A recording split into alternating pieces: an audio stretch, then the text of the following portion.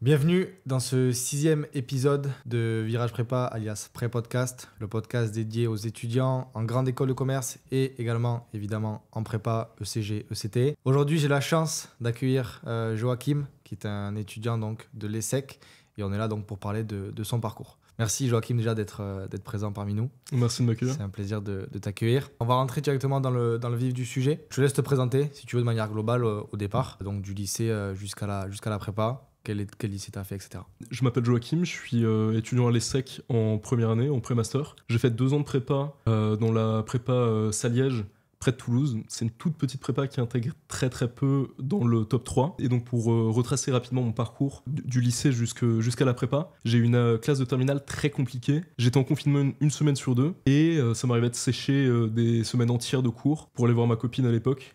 J'étais un petit peu au stade 0 quand j'étais au lycée. Et c'est pour ça que j'ai choisi d'aller en prépa pour repartir. Et je pense que justement, quand tu fais prépa, tu peux partir de 0. Tu peux construire l'entièreté de ton parcours pendant ta classe prépa. Et même si tu viens d'une petite prépa, par exemple, si tu fais des calls entre amis ou en prenant une formation complémentaire pour t'aider, il y a toujours moyen de t'en sortir et d'atteindre le haut du panier. Ok, super. Belle présentation. Moi aussi, je viens de Toulouse, donc je connais Saliège, évidemment. Ton lycée, c'était aussi à Saliège ? Non, je fais mon lycée à Montpellier, à Julienne. Ok. Donc après, tu es venu à Saliège pour la prépa. C'est ça. Du coup, au lycée, comment ça s'est passé déjà ? Parce qu'il y a des étudiants aussi du lycée qui nous regardent, qui s'intéressent à la prépa, qui aimeraient savoir s'ils sont potentiellement éligibles à faire une prépa. Qu'est-ce qui s'est passé au lycée pour toi ? Au lycée, donc, j'arrive d'un collège qui n'était pas forcément brillant, un collège correct, je travaillais pas forcément énormément. Au lycée, j'ai commencé à m'investir un petit peu plus progressivement, en seconde, en première, petit à petit. Mais en terminale, il y a eu le confinement. J'étais en confinement une semaine sur 2, comme je l'ai mentionné. Et ça m'a vraiment mis un coup dans ma scolarité. Ça a ralenti mon rythme de travail. Et je progressais plus vraiment en terminale. Et malgré ça, donc, j'ai quand même été admis dans une petite prépa. J'ai demandé d'autres prépas qui étaient un peu plus grosses, Montaigne à Bordeaux notamment. J'ai pas été accepté dans ce type de prépa. Mais je pense que du coup, ça montre que la prépa est accessible à tout type d'étudiants, même si vous n'avez pas donné 100% de votre potentiel au lycée. Vous pouvez quand même intégrer en prépa et ensuite débloquer votre potentiel pendant la prépa. Ok. Est-ce que au lycée, tu savais que tu voulais faire une prépa ou pas du tout ? Avant la terminale, je savais pas. En terminale, j'ai commencé à y penser. Et est-ce qu'à partir du moment où tu as su que tu voulais faire une prépa, bien qu'il y avait le confinement, tes méthodes de travail ont changé, ton ambition, tes objectifs ont changé ou t'es plutôt resté les mêmes Pendant mon année de terminale, je me suis pas mis au travail. Je me suis mis au travail vraiment en prépa, première année de prépa. Donc là, on peut voir encore une fois que même si la terminale c'est assez compliqué, on peut être accepté quand même dans une prépa. Ouais. En fonction évidemment quand même de ses résultats, il y a un minimum à avoir, je pense aussi. Mais les appréciations, ça compte beaucoup. Donc c'est cool pour toi d'avoir été à Saliège. À Saliège, tu m'avais dit, il me semble, qu'il n'y avait pas eu beaucoup de personnes dans le top 3, ou tu étais le seul même, ta promo. C'est ça, ouais, je suis le seul de ma promo dans le top 3. Il y en a qui auraient pu potentiellement, il y avait une autre admissible à l'ESCP, mais j'étais le seul admis au top 3. Ok, félicitations pour ça. Maintenant, on va plutôt rentrer directement du coup dans ta prépa, qui est quand même l'objectif aujourd'hui. Est-ce que déjà, premièrement, est-ce que tu as rencontré des obstacles durant tes 2 années de prépa ? Est-ce qu'il y a un obstacle qui t'a marqué ou quelque chose comme ça ? Il y a une situation que j'ai rencontrée régulièrement pendant ma prépa, et qui est une situation, je pense qu'on a tous rencontré en tant qu'étudiant. C'est rentrer des cours à 18h, tu te poses et tu vas sur ton téléphone, tu perds du temps. Et je pense que c'est l'un des trucs l'un des plus gros obstacles que vous pouvez rencontrer en prépa. Et l'une des manières de faire face à cet obstacle, c'est de s'entourer, de bien s'entourer. Comme j'étais à l'internat, j'avais la chance d'avoir des camarades qui étaient en train de travailler dans la chambre d'à côté régulièrement. Et donc ce que j'ai réussi à faire, ce que j'ai mis en place au fur et à mesure, c'est que j'ai commencé à travailler en groupe pour pallier le problème du téléphone. C'est important ce que tu dis, et c'est la première fois que je crois que j'en parle dans ce podcast-là. La relation qu'on peut avoir avec son téléphone, forcément, et l'importance d'avoir un entourage qui tire vers le haut, tout simplement, l'environnement. Qu'est-ce que tu penses aujourd'hui, toi, par exemple, de l'environnement dans lequel tu es, et son importance surtout en prépa ? Donc en prépa, j'étais à l'internat et ça a eu une importance clé. C'est, je pense, le facteur numéro 1 qui m'a permis de me tirer vers le haut, d'aller vers les réussites. Parce que sans ça, par exemple, pendant les périodes de révision, j'aurais eu beaucoup plus de mal à me motiver. Et tout le long de ma prépa, j'aurais eu plus de mal à me motiver. Je pense que c'est important d'être bien accompagné, c'est vraiment la clé.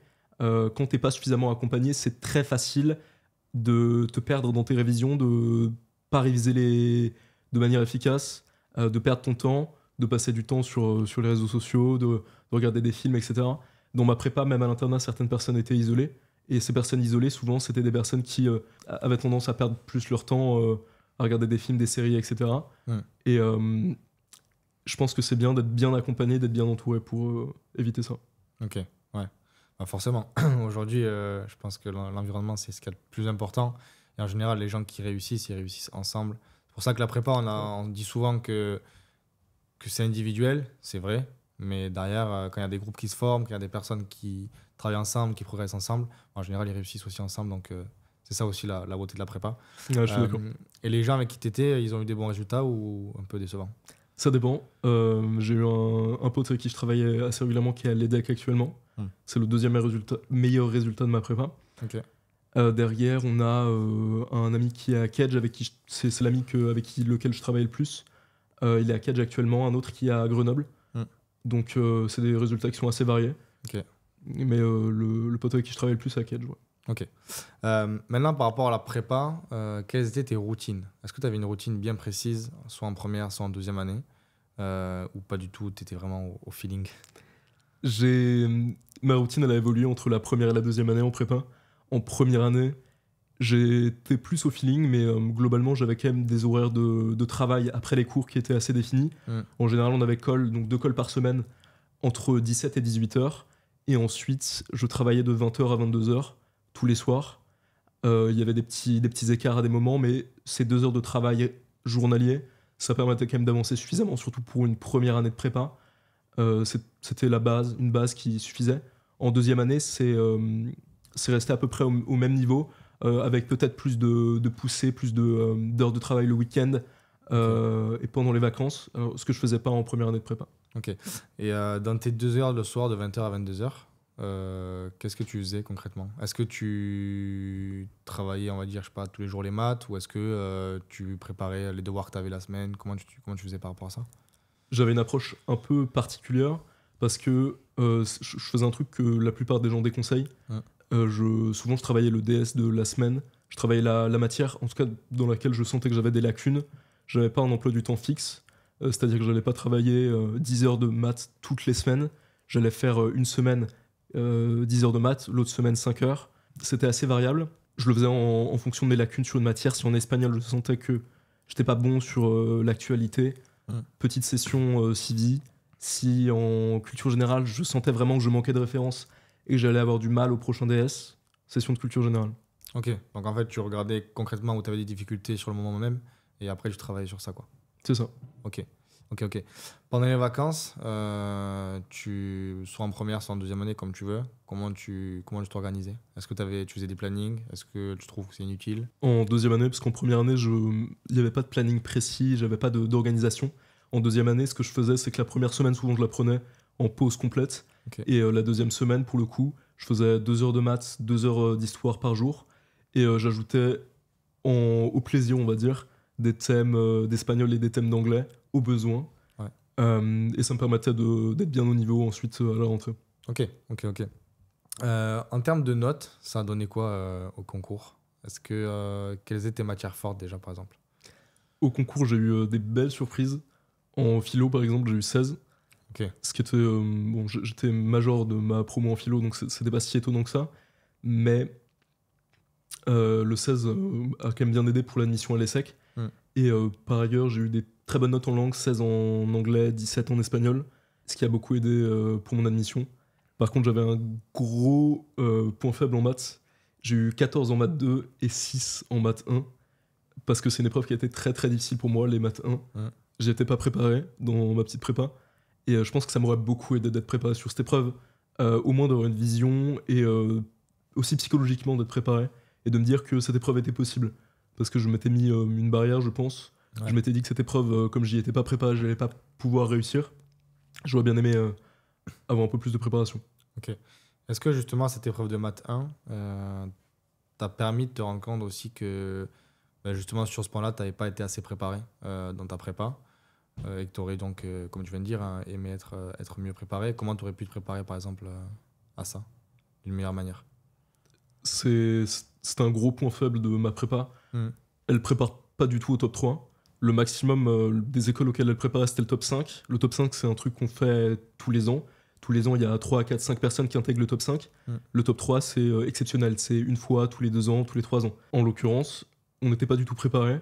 Et je pense que ça m'aurait beaucoup aidé d'avoir une aide extérieure, donc des personnes extérieures à la prépa, qui puissent venir me donner de l'aide là-dessus. Parce qu'en l'occurrence, dans ma prépa, même les autres élèves, personne n'était préparé. On était 3 dans la salle à passer les maths 1. Personne ne passait le top 3. On n'était juste pas préparé à cette épreuve. Et donc, j'aurais eu besoin d'une aide extérieure pour ça. Ok, ouais.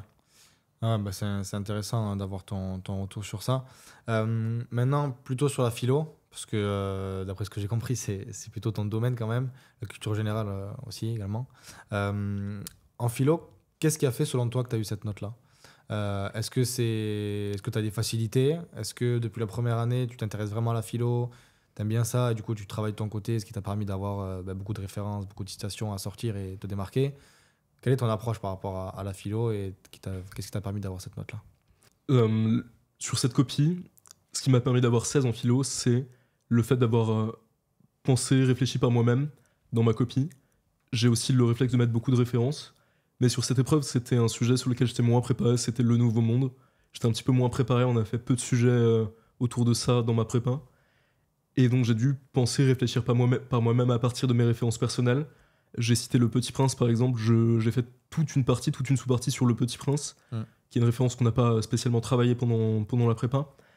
Et je pense que c'est ce qui a plu au correcteur, le fait que je réfléchisse par moi-même, que j'arrive à développer un paragraphe assez cohérent à partir d'une seule référence, et qui soit pas simplement préconstruit, mais une vraie réflexion. Ok, par toi-même quoi. Exactement, des réflexions personnelles. C'était plus le cas dans cette copie que dans ma copie sur l'épreuve du monde, où j'ai eu seulement 11. Okay. Où j'ai vraiment fourni énormément de références et où c'était un sujet avec lequel j'étais déjà très à l'aise. Ok, ouais. C'est là où on voit quand même que la prépa, c'est aussi des surprises. Et mine de rien, on va dire qu'on a l'impression que tout est aligné pour te permettre aussi d'avoir ce top 3-là que tu as réussi à avoir à l'ESSEC. Dans le sens où, bah, par exemple, tu as eu le 16 qui a été validé du coup pour l'ESSEC, etc. Et tout ça. Forcément, quand tu vois ça, tu dois être extrêmement content. Ok. Maintenant, est-ce que tu as des conseils, par exemple, que tu pourrais donner aux étudiants qui te regardent aujourd'hui pour la philo? Les conseils qui t'ont permis, encore une fois, d'avoir ces notes-là, est-ce qu'il y a des conseils auxquels tu penses que tu pourrais transmettre? Déjà, lire des livres, ça sert à rien.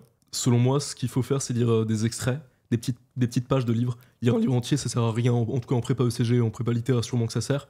En prépa ECG, vous avez juste à prendre un chapitre ou même un paragraphe. Vous le connaissez bien. Vous apprenez des citations à l'intérieur de ce paragraphe, des moments clés, et ensuite vous pouvez les recaser en copie. Et vous citez l'ouvrage quand vous parlez de ce paragraphe-là. Mais comme ce paragraphe appartient à l'ouvrage, il n'y a pas de souci, vous pouvez citer. Et même si vous citez le paragraphe en particulier ou le chapitre en particulier, c'est limite encore mieux.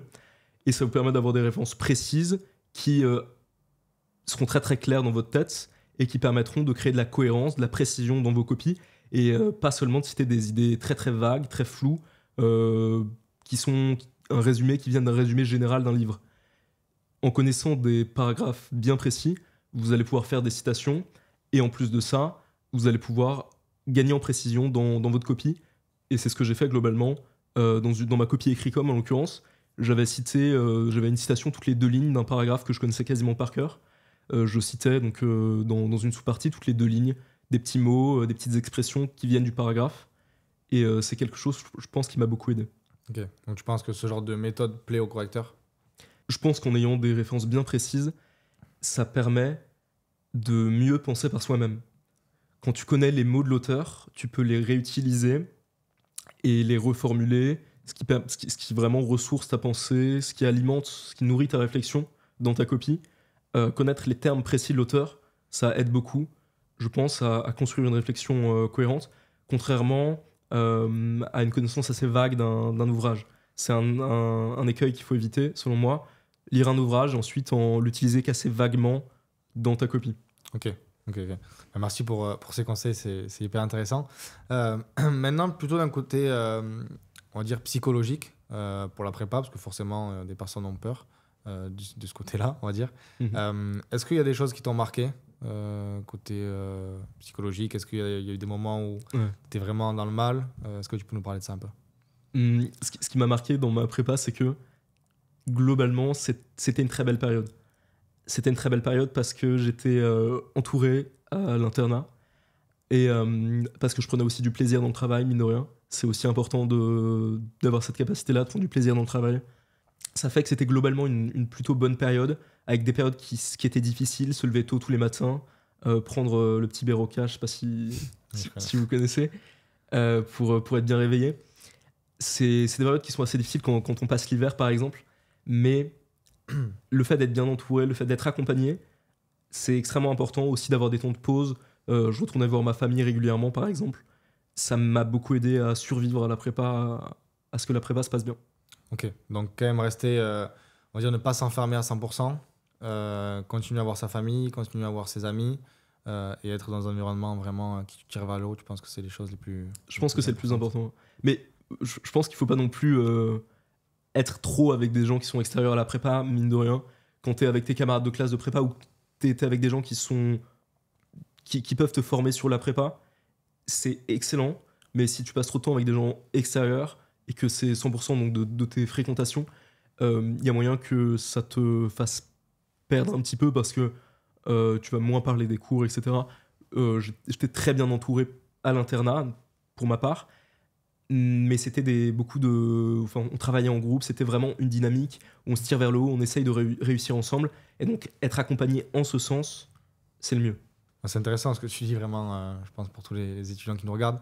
Est-ce qu'il y a des cols qui t'ont vraiment marqué, que tu avais vraiment raté, que tu te souviens ou pas trop? Si je pense à mes toutes premières cols de culture générale, où j'étais très vague, j'étais très flou, et j'ai beaucoup appris parce que dans ces premières colles, on apprend toujours beaucoup. Donc ça m'a beaucoup marqué d'écouter mon prof parler. Je me souviens d'une première colle avec mon prof de philo qui est incroyable, qui a duré 40 minutes. Je lui ai parlé pendant 15 minutes et ensuite lui, il m'a fait un monologue de 25 minutes. Il m'a parlé. Et pendant ce temps, je prenais des notes. Il m'a parlé de la Bible, il est rentré dans les détails de fou. Il a fait des références à l'Iliade, etc. Il a beaucoup critiqué ce que j'avais fait, mais c'est ce genre d'expérience qui apporte beaucoup. Ouais, t'as pris une leçon. Ouais, là pendant 25 minutes, j'ai eu un cours particulier en fait. Ouais. Et c'est énorme d'avoir la chance d'avoir ça. En colle, c'est pas toujours le cas. Il y a des colles où juste tu vas parler, mais avoir 25 minutes où un prof t'explique en face à face des choses, c'est une chance. C'est incroyable. Ouais, c'est sûr. Comment t'es resté est-ce que t'as réussi à rester motivé sur les 2 ans et si ça n'a pas été le cas, comment t'as fait pour rebondir? En fait, c'est assez particulier parce qu'en première année, au tout début, j'étais pas très motivé. En deuxième année, au tout début, j'étais pas très motivé. Ça s'est amélioré au fur et à mesure à chaque fois des 2 années. En début de deuxième année, je me suis mis en tête un truc, c'est que j'allais cuber. Je me suis dit, je vais cuber. Ce qui était un peu débile en soi parce que, bon, t'es là aussi pour essayer de le faire en 2 ans. Ça, je pense que c'est la pire erreur, moi, de penser ça d'entrée. Tu t'es dit ça, toi, personnellement? Non, mais j'ai plein d'étudiants que l'on accompagne au sein de Virage Prépa qui me disent ouais, peut-être que je vais cuber, peut-être que je vais cuber, peut-être que je vais te cuber. En fait, non. Genre, si tu penses comme ça, déjà, t'es mort. Tu peux pas te dire ok, je vais faire ma prépa en 3 ans, alors qu'à la base, c'est en 2 ans déjà. On est au début de la deuxième année, rien n'est joué. La deuxième année, il peut tout se passer. Exactement, ouais, rien n'est joué en deuxième année. Et c'est là où je leur dis, mais tu peux pas penser comme ça. Genre, enlève ça de ta tête et si tu donnes tout et que t'as pas les résultats que tu veux, là, ok. Mais sinon, non. Ouais, je vois. Non, je suis entièrement d'accord. En fait, j'avais ce manque de motivation en début de deuxième année. Et ce qui m'a permis de quand même faire ce bond de niveau, c'était la période de révision. Pendant la période de révision de 1 mois, j'ai vraiment été très très intensif dans mon travail. Et c'est ça qui m'a permis de passer de l'élève moyen encore en prépa que j'étais à vraiment l'élève qui pouvait avoir le top 3. Et je pense qu'il faut... Cette motivation, il faut l'avoir à un moment, il faut avoir ce déclic et avoir cette phase, la période de préparation des concours, 1 mois, 2 mois avant les concours est hyper importante. Il faut passer en mode intensif. Il y a mon principal qui disait la prépa, c'est un marathon avec un sprint final. Et genre le sprint final à la fin, je pense que c'est l'un des trucs les plus importants. Enfin, et il faut essayer de le prendre le plus tôt possible. Il faut commencer ce sprint. Faut pas se prendre 2 semaines à l'avance. Par rapport à la période de révision durant l'été, parce que je crois que j'en ai jamais parlé, comment tu t'organisais entre la première et la deuxième année, qu'est-ce que tu as fait? Est-ce que tu as fait des choses ou non? Et après la période de révision, comment t'as fait quoi? Pendant l'été, entre la première et la deuxième année, j'ai peu travaillé. Le premier mois, j'ai absolument pas travaillé. Ok. Par contre, le deuxième mois, j'ai fait une petite coloc avec un pote pendant une semaine où on faisait des thèmes d'anglais, des thèmes d'espagnol un peu tous les jours, des maths aussi, on s'était fait quelques annales de maths. Et ensuite, donc ça c'était une bonne semaine. Ensuite, pendant le reste de mes vacances d'été, c'était un peu plus flou. J'ai moins travaillé, mais j'ai quand même eu cet élan. À la fin des vacances, on a refait une coloc avec des potes, on s'est retapé des annales de maths à fond. Et globalement, donc j'ai passé 15 jours sur le deuxième mois, 15 jours à vraiment travailler à fond. Sinon, le reste, c'est fait. Fin août, du coup. J'ai pris une période début août de une semaine avec un pote et ensuite quelques jours fin août. Ok. Ah, donc tu étais quand même pas mal investi durant le mois d'août. Tu as senti que le fait de s'enfermer comme ça avec des amis, ça t'a vraiment fait progresser d'un coup ou c'était juste pour rester motivé? En fait, c'est les deux. Ça t'aide à progresser et ça te motive. Okay. Le fait d'être entouré, d'avoir des gens qui sont là pour te poser des questions, pour t'accompagner, c'est hyper important. Ça motive parce que tu as des gens qui ont le même objectif ou même qui t'accompagnent dans ton objectif autour de toi. Et en plus de ça, quand tu travailles avec la pression du regard de l'autre et que tu vas peut-être faire un compte-rendu après, comme une colle par exemple, tu travailles 10 fois plus vite et mieux en plus de ça. Hyper rentable pour moi d'avoir des gens qui sont là pour contrôler ce que tu fais ou pour te demander un compte-rendu, pour travailler avec toi. Ok, ouais. Non, mais c'est vraiment intéressant. Et maintenant, du coup, par rapport à la période de révision, tu as travaillé à partir de quand vraiment de manière intensive? Comment tu t'es organisé par rapport à ça? Donc, je sais qu'il y a des candidats qui passent que BCE. Moi, je passais Écrit-Com et BCE. Donc, je vais parler du début d'Écrit-Com parce que dans ma tête, c'était le début des concours. Écrit-Com, c'était le début des concours. J'ai commencé à travailler, je pense, 3 semaines avant, de manière très intensive. 1 mois, 3 semaines avant le début d'Écrit-Com. Et à ce moment-là, ça nous arrivait de sécher un petit peu des cours avec des potes parce que dans une petite prépa, tous les cours ne sont pas excellents. Il y a des cours qui sont un petit peu moins bons que les autres, on va dire. Donc je me suis mis à m'enfermer dans les chambres avec des potes pour bosser ensemble, bosser des annales, etc. Est-ce qu'ils venaient vous chercher ou pas dans les chambres? Non. Non, zéro. Okay. Et donc ouais, je me suis mis à bosser des annales avec des potes notamment. Et du coup, quand tu étais enfermé durant la dernière semaine, quand tu faisais des annales de maths, du coup, avec tes amis ou ton ami, que tu n'allais plus trop en cours, c'est ça? C'est ça. Rester, la dernière semaine avant les concours, elle était banalisée. Et sinon, avant les quelques semaines qui ont précédé, on commençait à sécher un petit peu certains cours. Ok. Parce que selon toi, c'était pas assez important, c'est ça? C'est exactement ça. On sélectionnait un peu nos matières. Personnellement, je l'ai moins fait que certains de mes camarades. Mais on va être franc, c'est mes cours de géopo notamment que j'ai un peu séché sur la fin. Parce qu'on n'allait pas forcément assez vite avec le prof. Et c'est important d'aller directement à l'objectif. Le prof, lui, nous expliquait les choses en longueur. Moi, je voulais les chiffres, les données précises pour que j'allais mettre quelques jours après dans ma copie de géopo. Ouais, c'est intéressant que tu dises ça parce que, par exemple, au sein de Virage Prépa, c'est exactement les fiches que l'on donne à nos étudiants. C'est-à-dire qu'ils obtiennent des fiches avec la chronologie des dates à connaître, des citations d'auteurs à connaître, des accroches même qu'ils pourraient mettre, et derrière le cours. Donc c'est bien que tu fasses référence à ça. Qu'est-ce que tu penses, toi, personnellement, de l'accompagnement et le fait de se faire aider par quelqu'un qui est meilleur que toi pour réussir ces concours? Je pense que l'accompagnement, ça peut être un énorme atout, particulièrement si on est dans une petite prépa, je pense. C'est quelque chose qui m'a manqué, notamment sur les maths 1, comme je l'ai mentionné précédemment. 6 en maths 1, c'est quelque chose qui ne serait pas arrivé si je m'étais fait accompagner par des gens extérieurs. Si j'avais reçu une aide extérieure, ce ne serait pas arrivé. Et c'est des erreurs de parcours, des petits détails qu'une aide extérieure peut clairement vous aider à corriger.